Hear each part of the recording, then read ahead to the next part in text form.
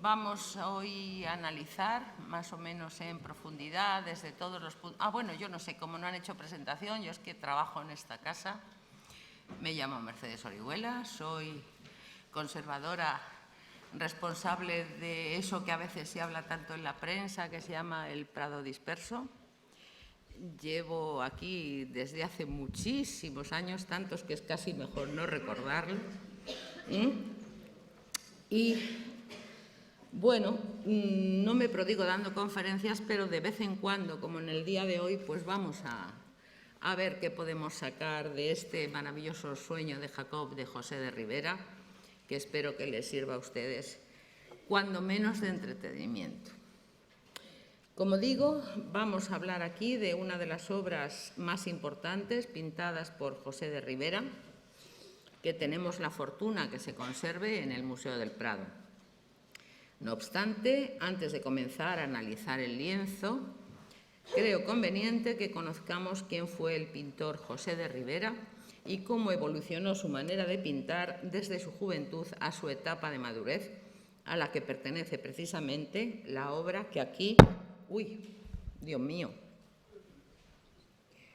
nos ha hecho reunirnos.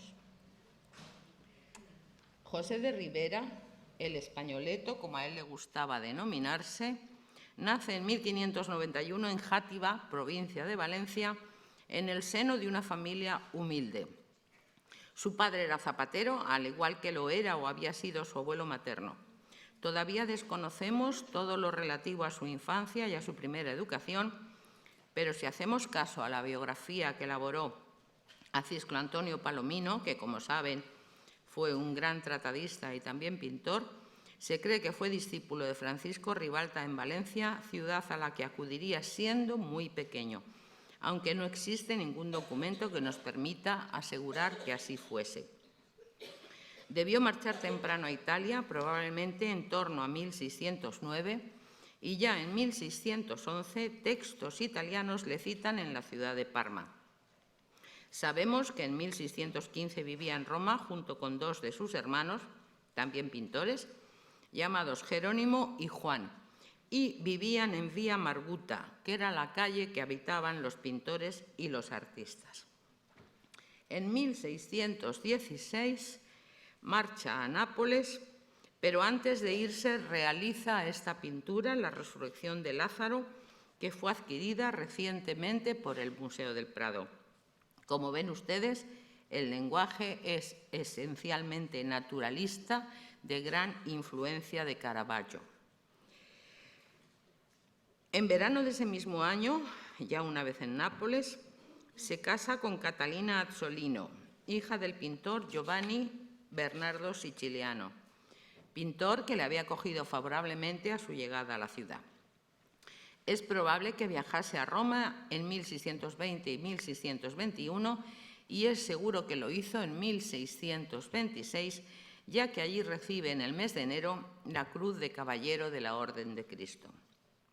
El motivo de la marcha de José Ribera a Nápoles, ciudad en la que vivió hasta el fin de su vida, salvo esporádicas ausencias, ha sido puesto frecuentemente en relación con el nombramiento del duque de Osuna como virrey ese mismo año, al considerar que este noble debió conocer al pintor durante su estancia en Roma como embajador del rey de España. Sin embargo, también es posible que el pintor tuviera en cuenta la condición de Nápoles como capital del virreinato meridional anexo a la corona española. Estamos viendo aquí dos vistas, es verdad que son del siglo XVIII, cuando ya se habían hecho las remodelaciones de las que estamos citando en el siglo XVII. Estas pinturas son unas pinturas muy pequeñitas, son 4 en total, y nos dan una idea de lo que era la ciudad de Nápoles en el primer tercio del siglo XVIII, obviamente con las construcciones del siglo anterior. Ven ustedes abajo el puerto de Nápoles con el Vesubio al fondo y finalmente esta vista de Chiaia, que es entonces ciudad, hoy uno de los barrios de la ciudad, con el Vesubio al fondo, por cierto, en erupción, que fue potenciada por los virreyes españoles, y el lienzo fue pintado por un pintor llamado Juan Ruiz, está firmado, del que desconocemos más detalles de su vida, salvo que estaba activo en 1732, que es cuando se hace esta pintura. Ciertamente, se estaban efectuando en la ciudad desde el último cuarto del siglo XVI y durante todo el siglo XVII nuevas construcciones civiles, además de estarse remodelando las ya existentes, con el fin de cambiar el aspecto de burgo medieval de la ciudad y convertirla en una metrópoli mucho más moderna. Además, con el fin de atender a una mayor necesidad de prestigio social y de clase motivada por la presencia de los virreyes, los nobles locales se comprometen a modernizar y embellecer sus residencias urbanas. También bajo el impulso de las exigencias del culto, aparato e imagen impuestas por la Contrarreforma, se ponen en marcha intervenciones para ampliar y renovar iglesias y conventos o fundar unos nuevos. Por lo tanto, y en relación con esta nueva situación, en unos pocos años creció la presencia en Nápoles de artistas y artesanos procedentes de todas las regiones italianas y de algunas de Europa. Volvemos al retrato de José de Ribera, porque nos consta por diversos documentos que José de Ribera, partícipe de esta situación, tuvo contacto personal con todos los artistas importantes, ya sean napolitanos como los que llegaban paulatinamente a la ciudad, así como con los diferentes virreyes y nobles y comerciantes, igualmente ya fuesen napolitanos o venidos desde el exterior, que fueron quienes le hicieron los encargos. Aun cuando José de Ribera envió abundante obra a España, tanto al Alcázar como a diferentes casas nobiliarias y a las de importantes funcionarios, nunca se planteó regresar a su país. Quizá convenga reproducir aquí, con el fin de entender el carácter y la filosofía de vida del pintor, en cuyas palabras se nota una gran sabiduría y templanza, el texto que el también pintor y teórico aragonés Giuseppe Martínez, en sus discursos practicables del nobilísimo arte de la pintura, pone en su boca cuando durante su visita a Ribera en 1625 le interrogó sobre las razones de su permanencia en Nápoles. Y dice Ribera: «Amigo carísimo, de mi voluntad es la instancia grande, pero de parte de la experiencia de muchas personas bien entendidas y verdaderas, hallo el impedimento que es ser el primer año recibido por gran pintor, el segundo no hacerse caso de mí, porque viendo presente la persona se le pierde el respeto, y lo confirma esto el constarme haber visto algunas obras de excelentes maestros de estos reinos de España ser muy poco estimadas. Y así juzgo que España es madre piadosa de forasteros y crudelísima madrastra de sus propios naturales.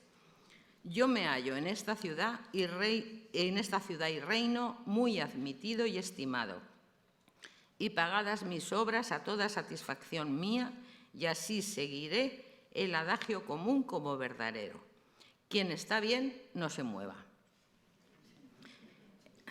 Realmente bastante sabio y conocedor de la realidad. El pintor José de Ribera recibe encargos numerosos e importantes desde siempre. Desde siempre, entiendo, desde 1616 que se traslada a Nápoles. Pero es en la década de los años 30 cuando algunos de ellos tienen gran envergadura. Citaremos como ejemplo los lienzos que realizó para la iglesia del convento de las Agustinas de Salamanca. Este es un detalle del retablo. Fundación del Conde de Monterrey, que me imagino que gran parte de ustedes conocerá. El conde de Monterrey había sido virrey en Nápoles entre 1631 y 1637. Y el encargo se hace a la manera napolitana. Si se fijan ustedes, las trazas del retablo están hechos con los célebres mármoles en intarsia que eran tan habituales en la ciudad napolitana. Hace también el virrey un gran encargo, y lo veremos un poquito después, una de las pinturas para la Cartuja de San Martino que realiza entre 1638 y 1651. Ribera trabajó denodadamente hasta que una enfermedad sufrida en la década de los 40 mermó su actividad personal, aunque la eficacia del taller, que debía estar muy bien organizado, permitió seguir produciendo obra bajo su dirección. Así continuó trabajando hasta casi la fecha de su muerte, ocurrida el 3 de septiembre de 1652. Su influencia fue decisiva para la evolución de la pintura napolitana posterior, ya que algunos de los pintores más importantes de la generación siguiente, como puede ser Aniello Falcone o Luca Giordano, por citar solamente un par de ellos, fueron discípulos suyos. También sus obras ejercieron un considerable influjo sobre otros artistas, preocupados como él por obtener una interpretación del hecho narrado o de las escenas religiosas que fuese fácilmente accesible y comprensible para el espectador a través de la representación de personajes realistas y veraces. Sin duda, José de Ribera es una de las más importantes personalidades de su siglo, y de su personalidad artística conviene destacar sus grandes dotes para la creación compositiva, su gran capacidad tanto para enfrentarse y representar la realidad como para saberla transmitir al espectador, ya se trate de la serena y reposada materialidad de los objetos inanimados como de las emociones profundas de los personajes representados. Pese a su educación italiana, en torno a su figura se ha tejido una leyenda negra que le trata como pintor de lo horrible y de escenas brutales cargadas de crueldad gratuita derivada de su interés en origen por el naturalismo caravagista. Sin embargo, los creadores de la citada leyenda no tuvieron para nada en cuenta ni sus conocimientos de la antigüedad, ni los de la pintura clasicista, ni tampoco su interés por el decorativismo barroco que llega a Nápoles a través de artistas que vienen a la ciudad procedentes de Roma. En cuanto a su estilo y a la evolución del mismo, si hacemos caso a ciertas fuentes escritas italianas, podemos creer que Ribera, antes de instalarse en Roma, recorrió la Emilia y la Lombardía, pintando y estudiando la obra de Correggio. Más tarde, ya en Roma, parece que está en contacto con un grupo de caravallistas de origen nórdico, con cuyo estilo se asemejan algunas de las primeras obras. Instalado definitiva en Nápoles, ciudad por la que también ha pasado Caravaggio en 2 ocasiones, dejando obras de extraordinaria intensidad expresiva, Ribera, que ya conoce el naturalismo, queda impresionado. Aquí les muestro un martirio de San Bartolomé que realmente hace honor a esa fama tan tremenda. Este lienzo, que mide 179 por 139 centímetros, procede de la colección del duque de Osuna, don Pedro Téllez Girón, y fue donada por su viuda, doña Catalina Enríquez de Ribera, a la colegiata de Osuna, junto con otros 9 lienzos en 1627, lo que indica que, si bien no todas fueron pintadas a la vez, la fecha de la realización es claramente anterior. El tema representado es el martirio de San Bartolomé, que fue desollado. Fue pintado por Ribera en numerosas ocasiones, ya sea en lienzos, ya representándolo en dibujos. Es un ejemplo del fuerte naturalismo de su primera época, por el que se ganó la fama de realizar martirios crueles y en exceso excesivos. Este Calvario también pertenece al lote de las pinturas que se encuentran en la colegiata de Osuna y es también un ejemplo de la misma época del pintor. Él habitualmente gusta de hacer medias figuras de apóstoles, filósofos Y es verdad que de algunos martirios de santos, tomando como modelos a los personajes de la calle. Usa la luz fuertemente dirigida con el fin de dar profundidad a la escena y consistencia al volumen de figuras y objetos. Las formas son vigorosas, se reflejan en los rostros los estados de ánimo de los personajes y todo ello está realizado con una pincelada densa, cargada de pasta, que define las formas a través de un trazo firme y seguro, quizá aprendido de su estudio de la antigüedad y también de los maestros del Renacimiento. Demuestra interés por las figuras de viejos, con las arrugas de la piel muy marcadas, con expresiones doloridas o prudentes conseguidas por el paso de los años. Pinta también mendigos con ropajes rotos y gastados y jovenzuelos descarados que miran al espectador. Es verdad que por representar a personajes auténticos, las escenas a veces son crudas y brutales, como la realidad misma. Esta manera de representar perdura en su obra hasta finales de los años 20 y principios de la década posterior. Entre 1630 y 1640, década muy rica en obras de importancia, Ribera nos muestra un avance progresivo hacia la utilización de una intensa luminosidad, además de mayor riqueza cromática. Esto guarda relación con la corriente neoveneciana que ya se había establecido en Roma y al conocimiento de la pintura flamenca que se inspira fundamentalmente en las obras de Rubens y Van Dyck. Si bien el pintor se sigue expresando con la misma concreción que en su pasado reciente, no se aprecian en esta etapa la expresividad estrictamente naturalista, porque si bien no renuncia nunca a la intensidad expresiva, la matiza con una gran luminosidad y una belleza cromática preciosista. Vamos a ver ahora unos ejemplos. Este es Demócrito, representado de más de medio cuerpo, firmado y fechado en 1630, que llegó al Prado procedente del monasterio del Escorial. Es una de las obras más expresivas realizadas por el pintor en estos años. Se ha señalado siempre la intensidad en la expresión del personaje que hace de él un verdadero retrato de un campesino napolitano. Se le ha considerado también un filósofo.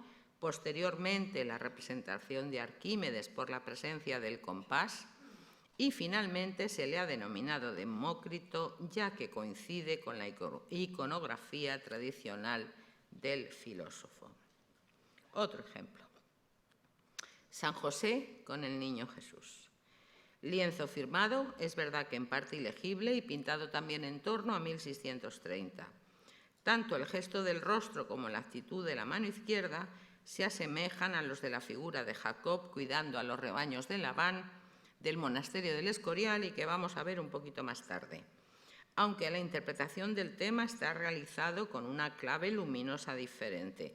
Aquí se mantiene el tratamiento tenebrista de inspiración caravallesca, pero con una factura más pastosa y rica en luces. Muy interesante es la presencia, lleva el niño el cesto en la mano, de la naturaleza muerta en la que se incluyen aquellos instrumentos que le son útiles a un carpintero.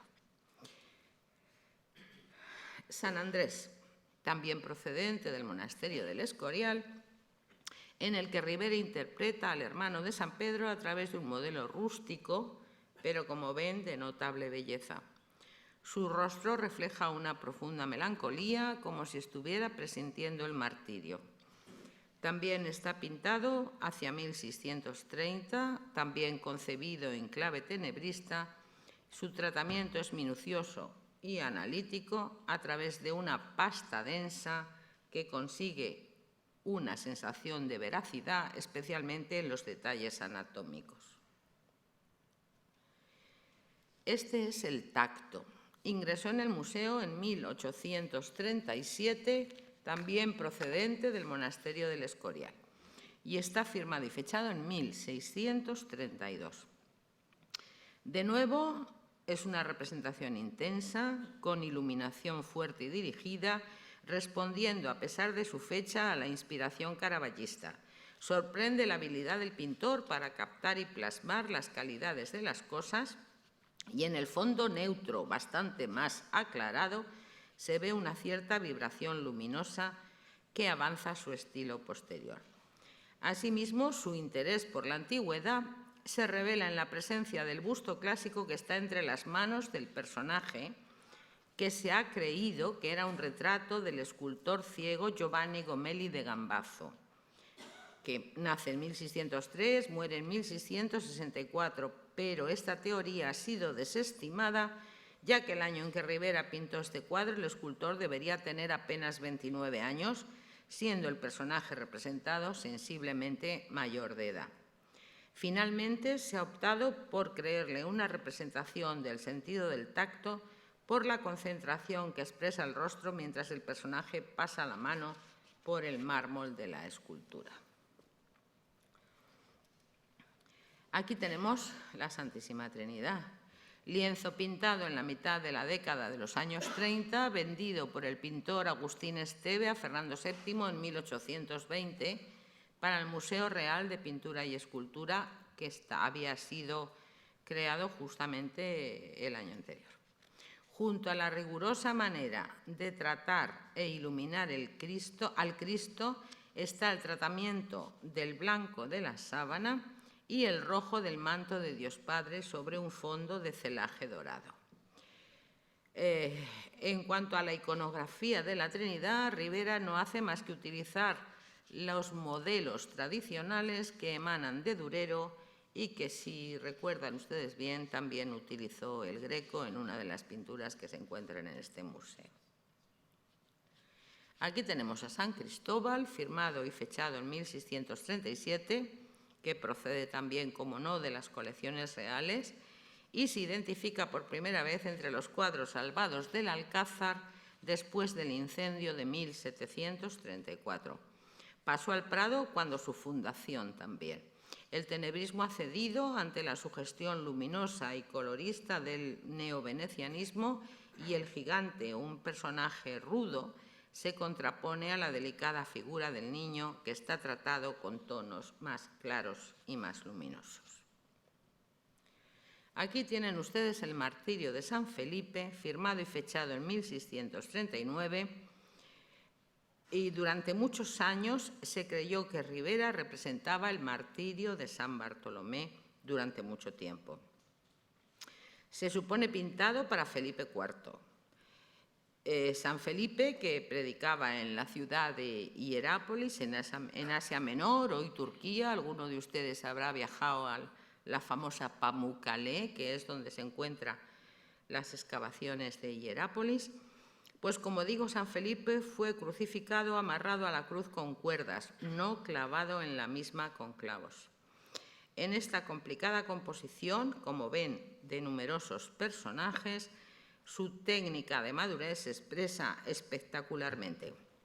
La acción se desarrolla al aire libre, sobre un fondo de luminosos celajes, y la luz es de procedencia solar. Plenamente barrocas son ya la escenografía, las diagonales compositivas, la abundancia de los personajes e incluso la representación del esfuerzo de los sayones que están martirizando el santo. A partir de 1639, en el que pinta el sueño de Jacob, que es el objeto de esta charla, durante toda la década de los 40 y hasta el final de su vida, emprende una manera de pintar nueva, de intensa belleza, sin renunciar nunca a sus tendencias naturalistas. Estos años de plena madurez nos presentan un Ribera que consigue calidades de luz natural e intensidad atmosférica que hacen destacar la belleza formal de lo representado. Hace escenografías e imágenes solemnes de santos, de personajes del Antiguo Testamento, de vírgenes, de poetas y filósofos que, dotados de la misma concreción tangible que las pintadas en años anteriores, adquieren monumentalidad y se sitúan y articulan libremente en espacios amplios. El color, siempre denso y compacto, se torna resplandeciente, con tonos fríos refinados y cálidos envolventes. Si bien sigue utilizando materia densa, el tratamiento es cada vez más pictórico, más de pleno barroco. Y aquí he situado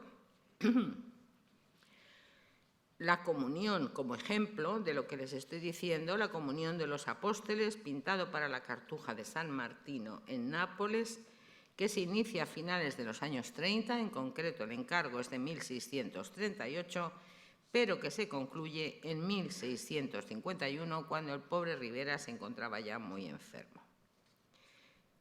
Volvemos al sueño de Jacob,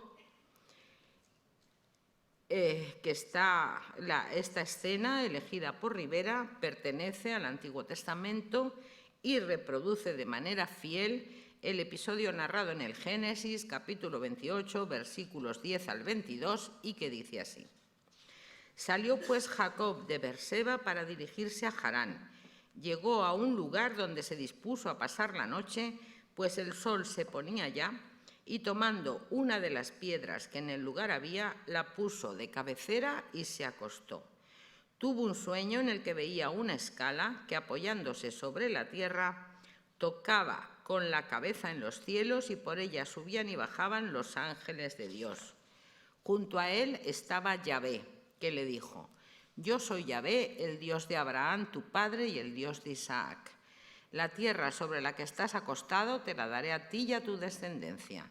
Será esta como el polvo de la tierra, y te ensancharás a occidente y a oriente, a norte y mediodía. Y en ti y tu descendencia serán bendecidas todas las naciones de la tierra. Yo estoy contigo y te bendeciré a donde quiera que vayas, y volveré a traerte a esta tierra y no te abandonaré hasta cumplir lo que te digo. Despertó Jacob de su sueño y se dijo: Ciertamente está Yahvé en este lugar y yo no lo sabía. Y atemorizado añadió: Qué terrible es este lugar, no es sino la casa de Dios y la puerta de los cielos. Levantóse Jacob bien de mañana y, tomando la piedra que había tenido de cabecera, la alzó como memoria y vertió óleo sobre ella. Llamó a este lugar Betel, aunque la ciudad se llamó primero Luz. E hizo Jacob voto diciendo: Si Yahvé está conmigo y me protege en el viaje, y me da pan que comer y vestidos que vestir, y retorno en paz a la casa de mi padre, Yahvé será mi Dios.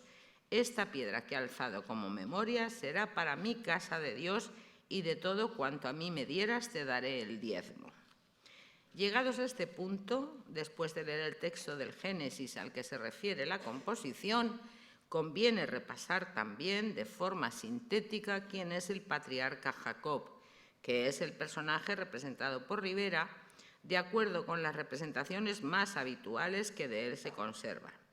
Como recordarán, él habrá de ser el padre de 12 hijos, cada uno de los cuales dará nombre y lugar a cada una de las 12 tribus de Israel.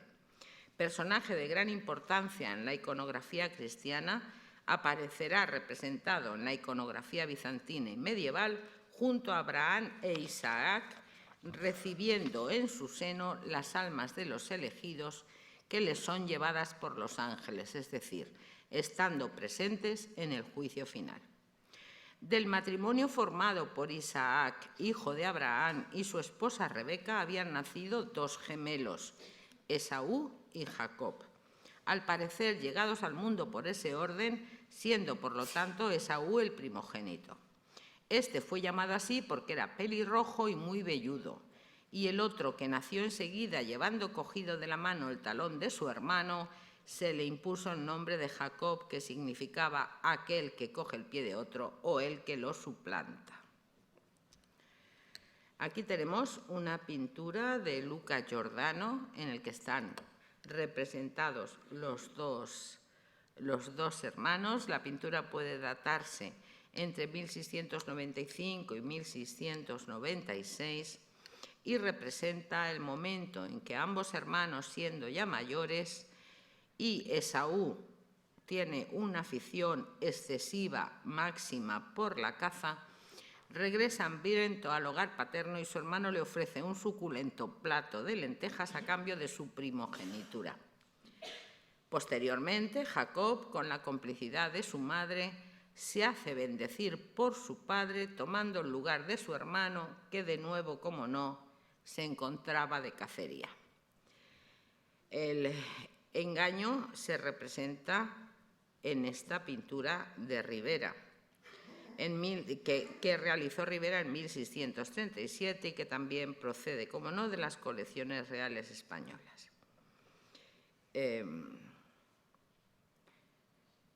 Es muy importante, como ven, la consecución de las calidades, pero especialmente la de los objetos de naturaleza muerta que hay a la derecha y, como no, la piel que lleva Jacob en el brazo. Porque esta escena se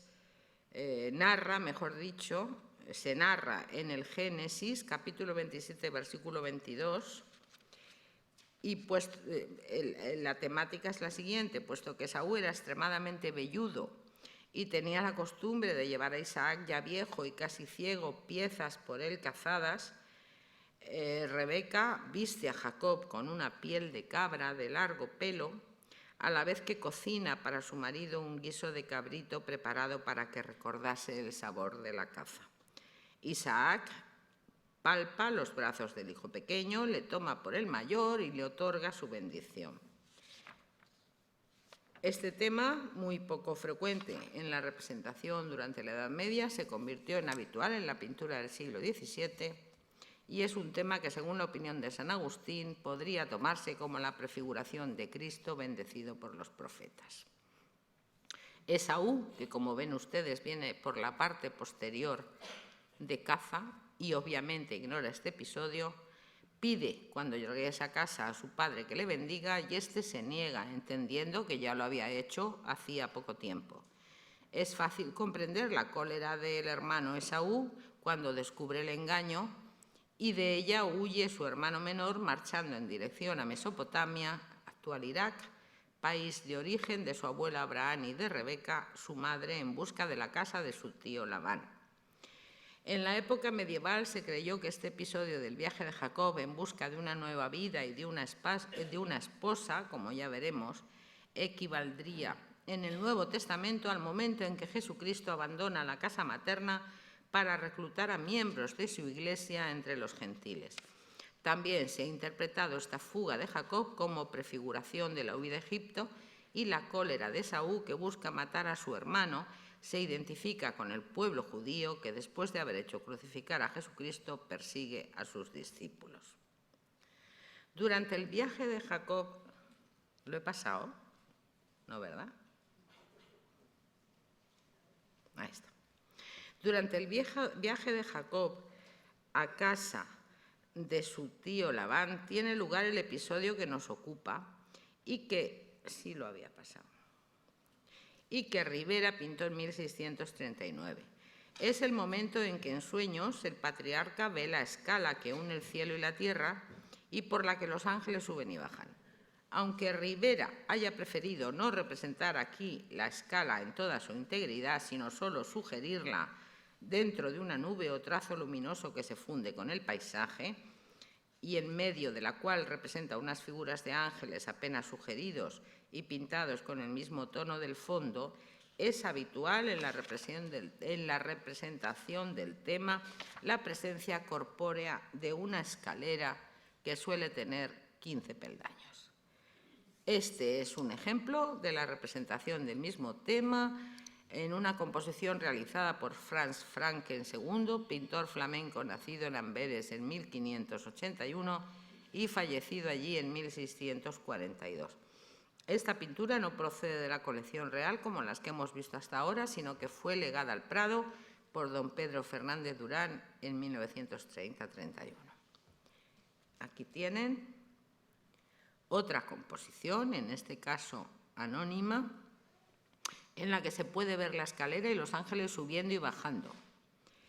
También es una obra que se conserva en este museo.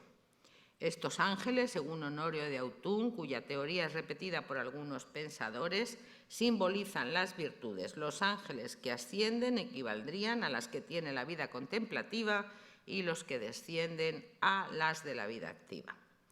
Este pasaje bíblico toma ya desde época medieval pleno significado al servir como alegoría de la llamada escalera de la virtud o camino de perfección hacia Dios, es decir, aquel que el hombre debe emprender para poder conseguir estar en el paraíso. Es, pues, una comunión abierta entre cielo y tierra, tanto para que el hombre ascienda al estado espiritual más alto, como para el descenso de la ayuda divina al mundo.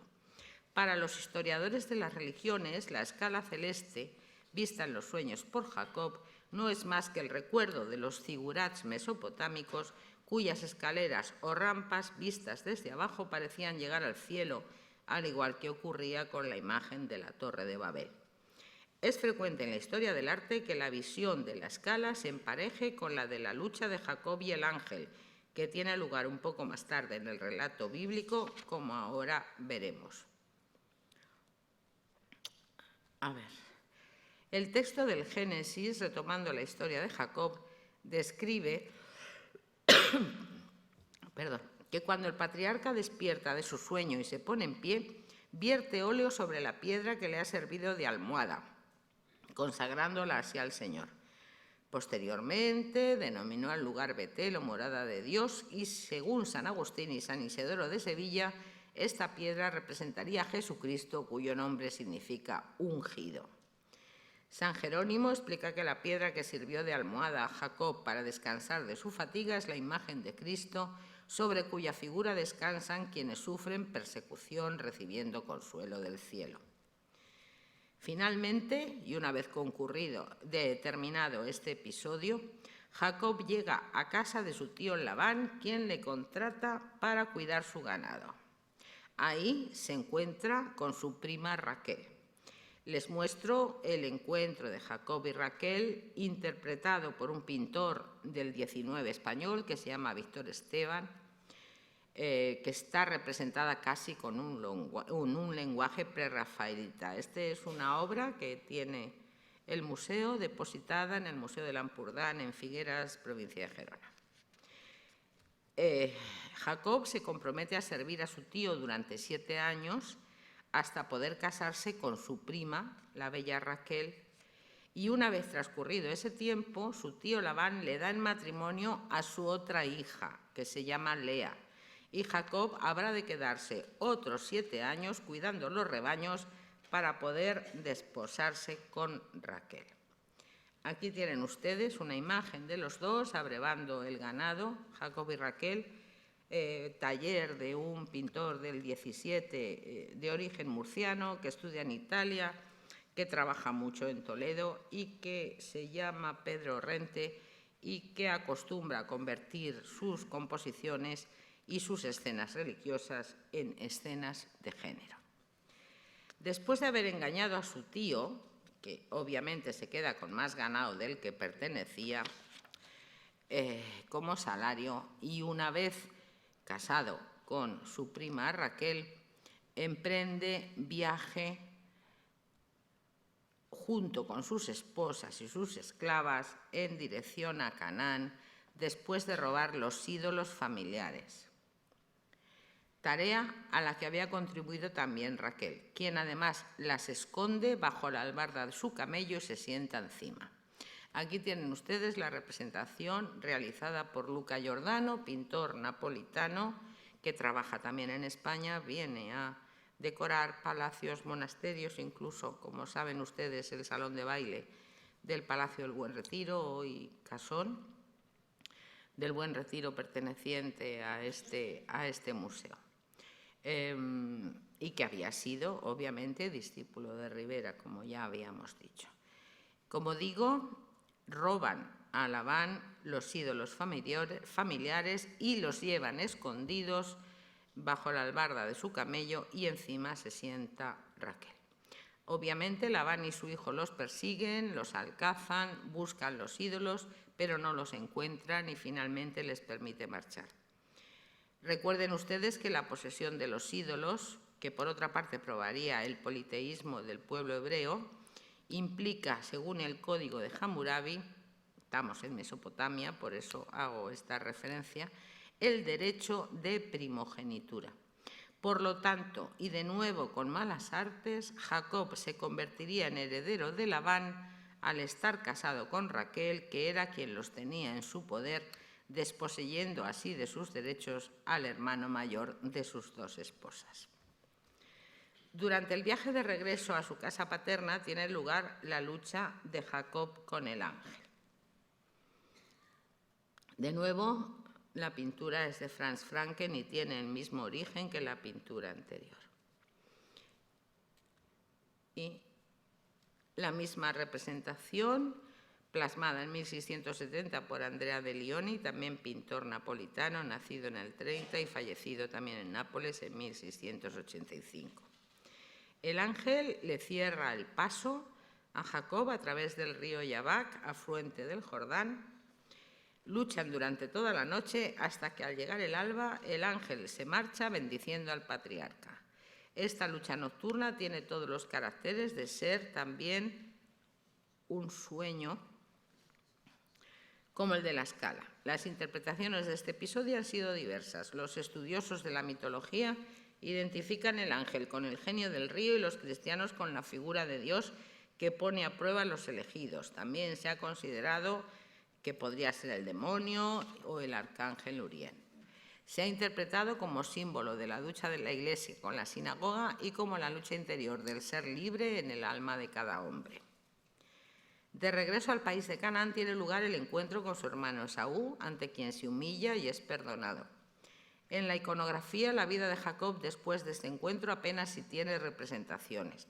Entre su regreso a la casa familiar y su posterior marcha a Egipto, donde es llamado por su hijo José, la vida de Jacob se mezcla con la historia de sus hijos y de los de José, llamados Efraín y Manasés, a quienes bendice antes de morir. Todo lo anteriormente narrado nos permite identificar a Jacob con un personaje astuto, un poquito marrullero y especializado en engañar a los demás. No obstante, su personalidad legendaria tiene gran importancia en los textos sagrados y en la iconografía cristiana. Sin duda, la pintura que representa el sueño de Jacob, firmada y fechada por José de Ribera en 1639, es uno de los ejemplos más relevantes de la representación de la Scala con la que sueña el patriarca, tema iconográfico que tradicionalmente se ha interpretado como el contacto o la unión del hombre con la divinidad. Fíjense ustedes que en un espacio situado al aire libre, el pintor ha dispuesto un tronco de árbol que parece ser una encina, en línea diagonal, muy inclinada en el lateral izquierdo de la composición. La parte superior del mismo aparece muy iluminada, mientras que la inferior a contraluz está más oscura. La división entre ambas zonas la crea una rama perpendicular al tronco que parece estar cortada en su parte superior, aunque de ella surgen algunas hojas con colores otoñales que se repiten en la parte inferior del citado tronco. La rama marca una línea paralela a la figura del patriarca, que aparece tumbado en el suelo, con las piernas cruzadas, durmiendo con su mano derecha apoyada en el suelo y con la izquierda sujetando la cabeza, que apoya en una piedra y que le sirve de almohada. La figura masculina está escorzada, su diagonal se cruza con la producida por el árbol, de tal forma que hace inscribirse la composición en dos líneas diagonales que se entrecruzan en su parte inferior. Los ropajes, como ven, son sencillos, de telas gruesas, están pintados en tonos marrones, forman unos pliegues en su parte inferior que son un perfecto estudio del natural. La luz se dirige a las partes del cuerpo que el pintor quiere destacar y que son el rostro, las manos, los pies y sobre la manga de la camisa blanca que asoma por debajo de la túnica parda. El paisaje, en primer término terroso, ocupa menos de la mitad de la composición. El resto de la misma está ocupado en su mayor parte por un celaje que evoca corrientes neovenecianas al uso y en el que surge también en diagonal. A la derecha, como ven, una nube fuertemente iluminada en la que pueden verse algunas figuras de ángeles elaboradas con un suave toque de pincel. La limpieza que se realizó en esta obra con motivo de su participación En la exposición antológica dedicada a Rivera en 1992, que se celebró en Madrid, Nueva York y Nápoles, puso de manifiesto la belleza del color del cielo, así como las figuras de los ángeles, que, como ven, están realizados con técnica vaporosa, que se mueven por la corriente luminosa que une cielo y tierra y que sustituye a la representación gráfica de la escala. La figura de Jacob, pues sí que estamos bien, perdón, por su tamaño y monumentalidad y especialmente por su actitud, a pesar de que las facciones del personaje están interpretadas dentro de un realismo naturalista, nos habla de su conocimiento de la antigüedad clásica. Asimismo, el volumen del cuerpo que se trasluce debajo de los burdos y pardos ropajes tiene el mismo origen. Rivera, para pintar esta figura, parte de un tipo bastante ortodoxo en la tradición clásica, lo que se denomina somnus romano, desarrollada por extensión a aquellos personajes mitológicos que se relacionan con el sueño o con la ensoñación. No estoy loca, estoy buscando un caramelo y ahora no quiere salir. Bueno, da igual. Como digo, el somnus romano. Vamos a ver.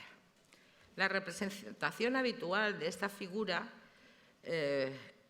es una figura echada o reclinada ligeramente sobre el lado izquierdo, cuyo brazo sirve de apoyo a la cabeza.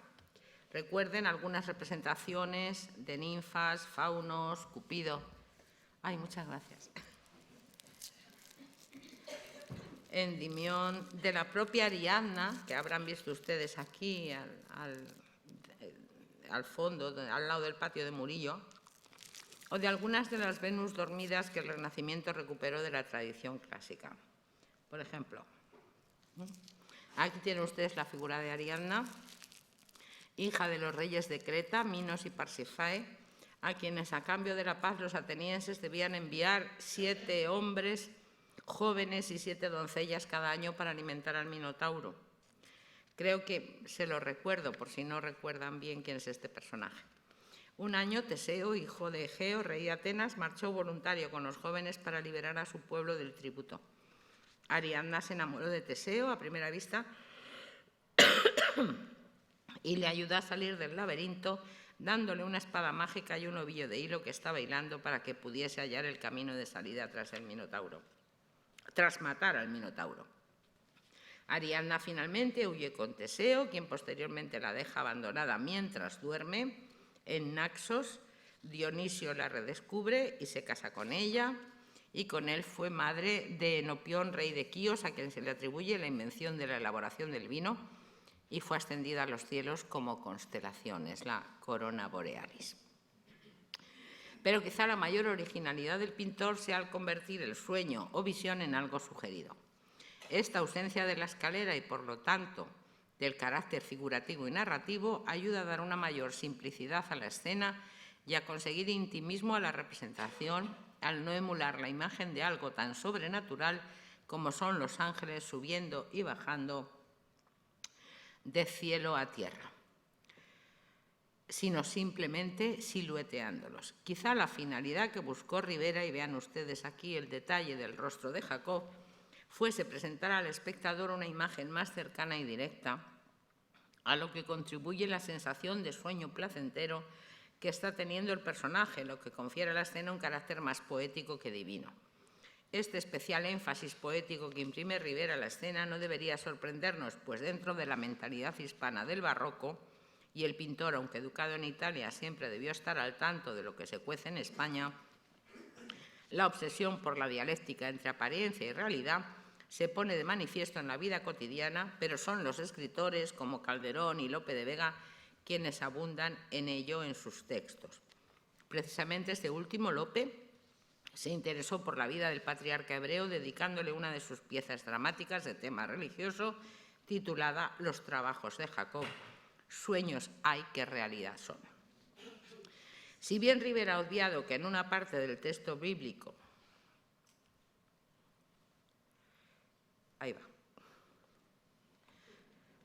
habla específicamente de la escala si se atiene a lo que las Sagradas Escrituras se anota en el versículo 19 del texto del Génesis que hemos leído al principio, cuando se nos dice que Jacob dio el primer nombre al lugar en el que había dormido y que había sido escogido por la aparición celestial Luz. Y esta es la que ocupa gran parte de la composición. Por lo tanto, Rivera no parece tan alejado de las fuentes bibliográficas tradicionales. Este sueño de Jacob ha sido ampliamente representado en la historia del arte cristiano a partir de las pinturas murales de las catacumbas. Tanto aquí como en las representaciones bizantinas, medievales y renacentistas, aparece Jacob reclinado tumbado y a su lado la representación gráfica de la escala y de los ángeles que suben y bajan por los peldaños, en ocasiones sólida y arquitectónicamente compuestos y en otros rústicos y elementales. Por lo que se refiere a la presencia casi predominante del paisaje en las composiciones de Rivera, aunque está presente desde antiguo en su obra, no es sino a partir de la década de los años 30 cuando adquiere mayor frecuencia y más amplitud de desarrollo. Es en este momento cuando lo aclara, aumenta el tamaño de los celajes, sirviendo siempre de escenario en el que se desarrolla la escena.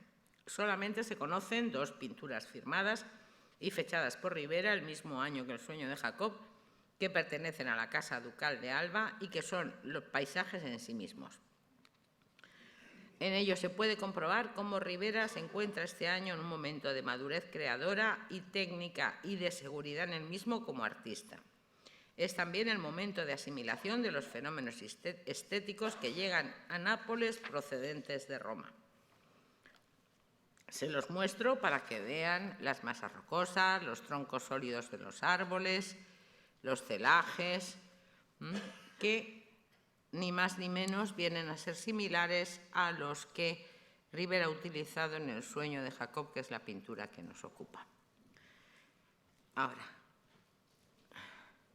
la liberación de San Pedro, obra que también se conserva en el Prado, es la pareja del sueño de Jacob. Tiene idénticas dimensiones, está dotado de un carácter más tenebrista debido al desarrollo de la escena en el interior de un calabozo. Debió ser concebido y posteriormente exhibido junto a él. Fíjense ustedes en la composición, que es prácticamente la misma, pero en sentido contrario. En este caso, la figura del ángel puede tener perfecta correspondencia con el tronco del árbol. Aunque la figura sea un poco más vertical, el pintor la ha situado en diagonal con la figura del santo tendido, que repite con la excepción de la actitud de las manos la postura de Jacob, solo que en diferente dirección. La iluminación dirigida desde el ventanuco del ángulo superior izquierdo incide directamente sobre los personajes a la manera que Caravaggio había hecho ya en la vocación de San Mateo de la iglesia de San Luis de los franceses de Roma. Pero la técnica empleada corresponde a la etapa de madurez de la que venimos hablando.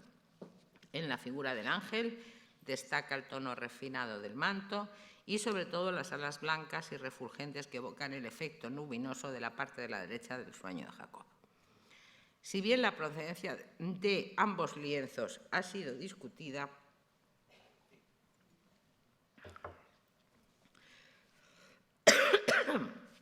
creyendo, vamos a ver, que ambas pinturas son las que aparecen en el inventario de don Ramiro de Guzmán, duque de Medina de las Torres y de Sanlúcar, realizado a su muerte en 1669, y cuya tasación en 300 ducados cada uno efectuaron Carreño, Juan Martín Cabezalero y otros pintores. Efectivamente, el duque de Medina de las Torres había sido virrey de Nápoles, con lo cual tampoco podría ser raro.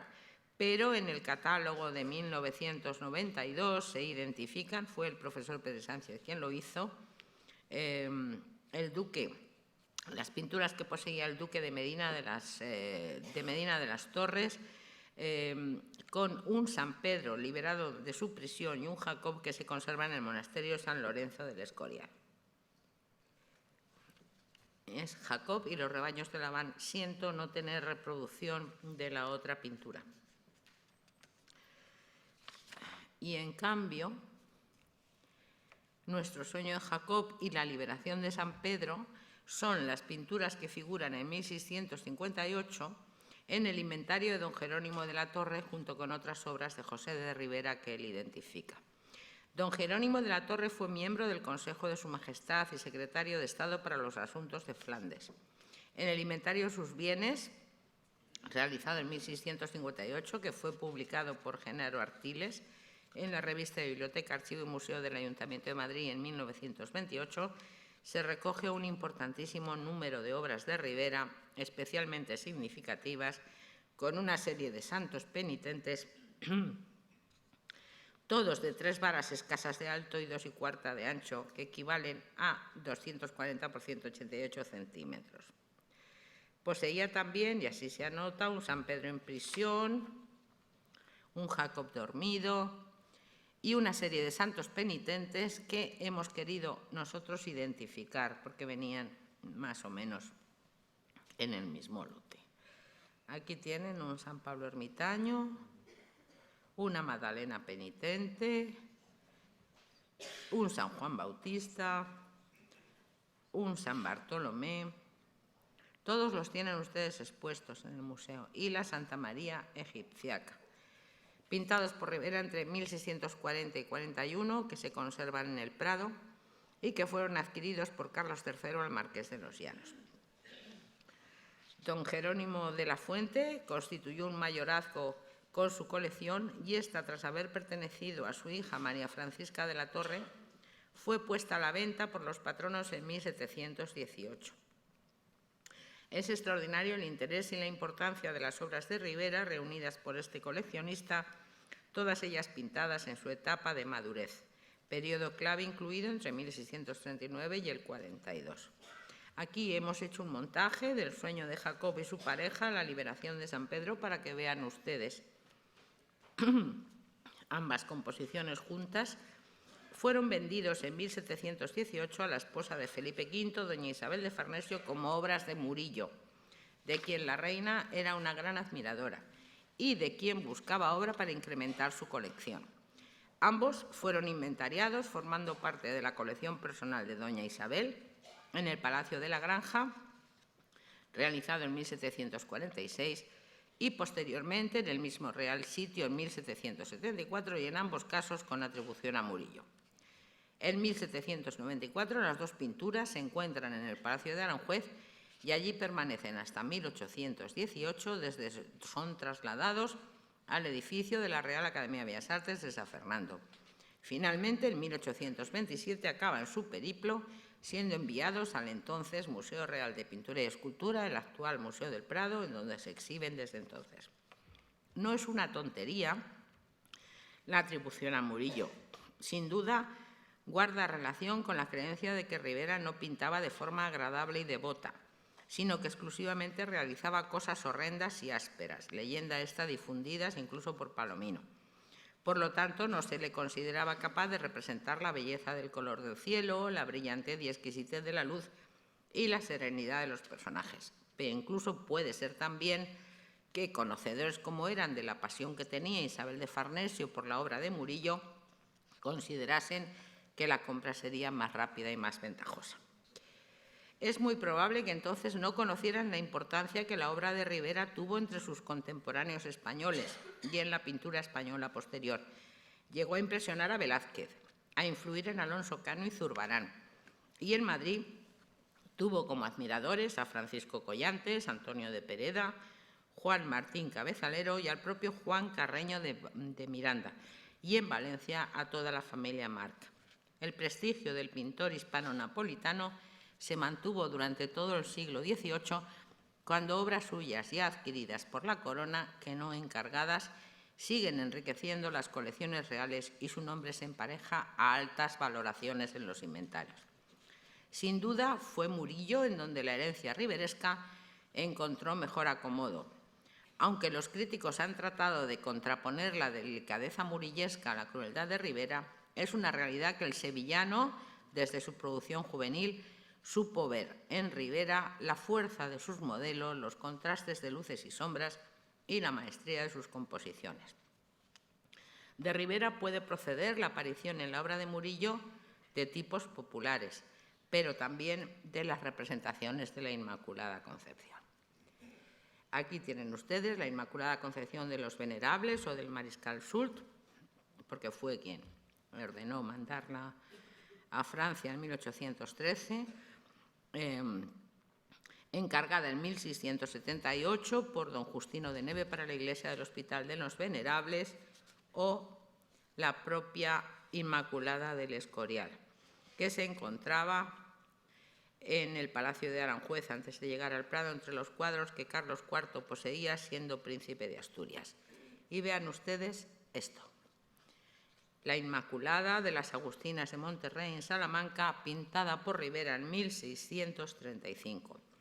Sin duda es una pieza fundamental para definir la fase más luminosa y pictórica del pintor y para determinar la iconografía de la Inmaculada Concepción. Es una imagen de pleno barroco, colorista, dinámica y triunfal, que habrá de ejercer una extraordinaria influencia en la pintura devocional. Vamos a ver ahora, de forma muy breve, y si han pasado ustedes por la sala de Ribera hace poco lo habrán visto, una pintura que se ha instalado junto con el sueño de Jacob. Es una de las 25 pinturas donadas al Museo del Prado por don Plácido Arango, muy vinculado a la institución, primero como vocal del patronato y posteriormente como presidente del mismo. Su generoso regalo fue aceptado por el Real Patronato el pasado mes de junio. Hablamos del Sueño de San José, pintado hacia 1662 por Francisco de Herrera el Mozo, para ser colocado en el remate del retablo de la capilla de San José, en la iglesia del convento y colegio de los dominicos, que llevaba la advocación de Santo Tomás de Aquino y que se encontraba en la calle Atocha de Madrid, muy cerca de la actual Plaza de Santa Cruz. Francisco de Herrera el Joven, nacido en Sevilla en 1627, hijo de Francisco de Herrera el Viejo, maestro de muchos y buenos pintores, pero al parecer un hombre con un endiablado carácter, hace que el hijo se emancipe lo más pronto posible, y se cree que entre 1647 y 50 vive primero en Sevilla, después marcha a Italia, primero a Roma y posteriormente a Nápoles. Aprendió a realizar pintura al fresco, a utilizar una pincelada muy suelta, aplicada con unos colores cálidos, y a realizar composiciones muy dinámicas y escenográficas a la manera del denominado barroco decorativo, y completó sus estudios con los de arquitectura.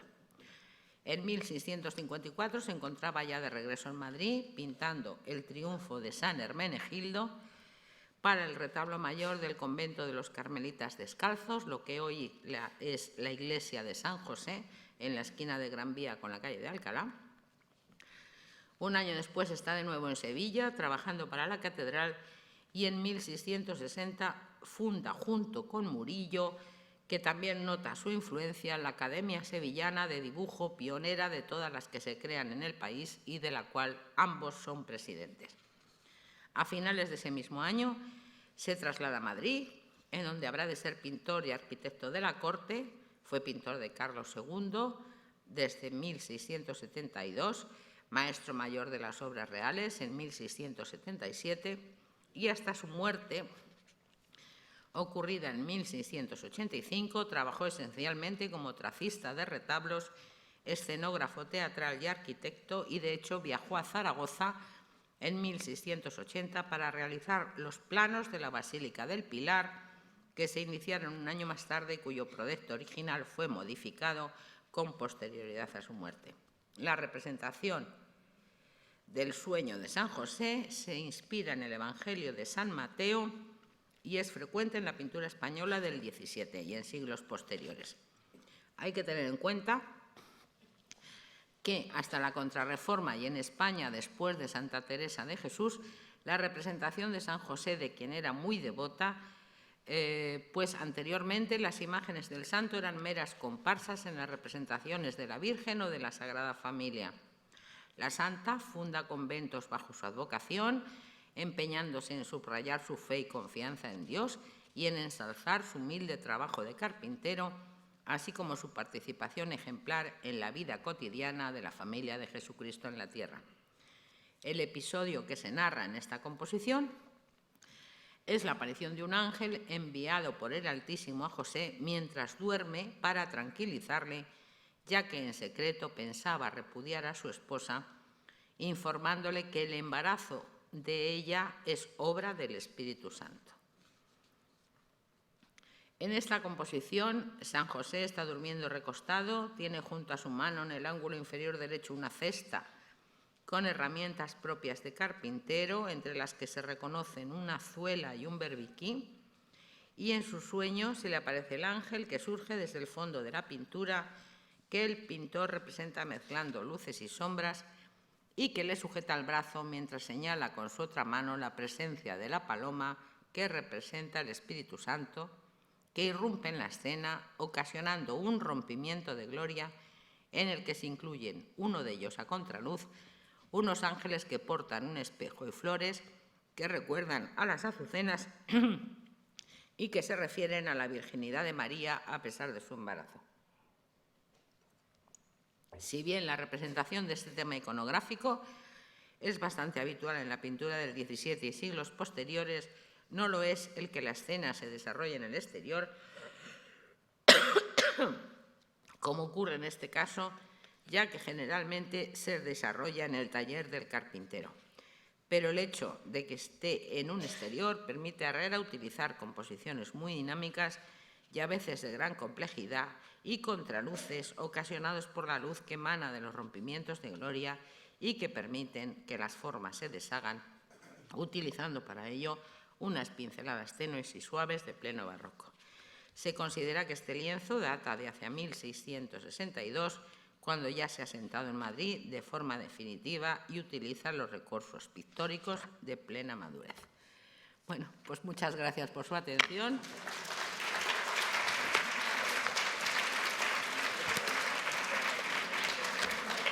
Está un poco pesada, lo siento.